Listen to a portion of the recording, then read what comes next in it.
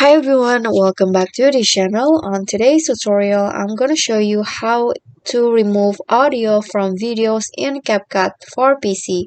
So here I have already imported a video and this video contains of audio in it, and Oh shit, come on, here is the audio and I want to remove the audio. So what you need to, there are two ways that you can do. The first one is you can just lower the volume of the audio. So just click on the video and then go to audio, and then here swipe it to the left to lower the volume, and then the audio will be gone.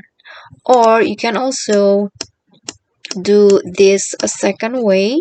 So Oh shit, come on, come the on. second way that you need to do is right click on the video and choose separate audio, and then here click on the audio and delete it.